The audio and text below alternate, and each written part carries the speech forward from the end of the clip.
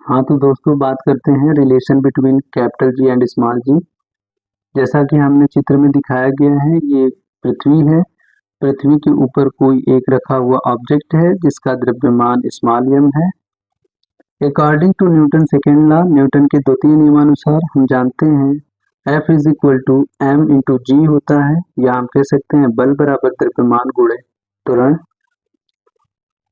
इसको समीकरण नंबर 1 कर लेते हैं। दूसरा फार्मूला, इसकी पहली वीडियो में हमने आपको उसमें दिखाया है कि कैसे इसको निकालते हैं। इस फार्मूले को हमने प्रूफ किया हुआ है। अगर नहीं देखे हैं तो आप उसको जा करके देखिए। ग्रेविटेशनल फोर्स का फार्मूला है law of universal gravitational force, जिसे हम गुरुत्वाकर्षण का सार्वत्रिक नियम भी कहते हैं। F is equal to capital G capital M small M upon R square. यहाँ पर कैपिटल जी जो है वो ग्रेविटेशनल कांस्टेंट है। इसकी अगली वीडियो में हमने इसके बारे में सारी डिटेल दिया हुआ है, आप उसको जाकर के देख सकते हैं। इन दोनों समीकरण से अगर हम बात करें तो एम जी बराबर कैपिटल जी कैपिटल एम बटे आर स्क्वायर। यहाँ एम से एम कैंसिल हो जाएगा और हमारा फार्मूला निकल करके आएगा स्मॉल जी बराबर capital G capital M upon R square. इस फार्मूले से हमको ये पता चलता है कोई भी दो ऑब्जेक्ट हैं, कोई भी दो ऑब्जेक्ट अगर ऊपर से पृथ्वी तल पर गिराए जाते हैं, पृथ्वी तल पर गिराए जाते हैं, तो अगर मान लेते हैं पहले ऑब्जेक्ट का मास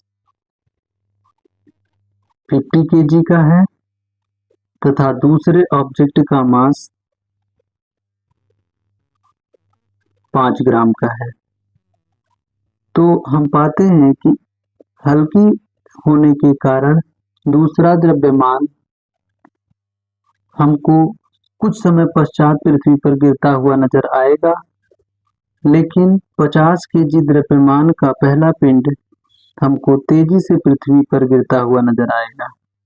ऐसा हवा के दबाव के कारण होता है कि हल्की वस्तुएं हवा के दबाव के कारण तुरंत पृथ्वी पर नहीं गिरती हैं, परंतु भारी वस्तुएं अचानक तेजी से पृथ्वी की ओर आती हुई हमको नजर आती हैं। परंतु इस फार्मूले द्वारा ये बताया गया है कि ग्रेविटी का जो इफेक्ट होता है वो उनके द्रव्यमान पर नहीं होता है, चाहे कितनी भी हल्की वस्तु हो चाहे कितनी भी भारी वस्तु हो, ये इससे कोई इफेक्ट ग्रेविटी पर देखने को नहीं मिलता है।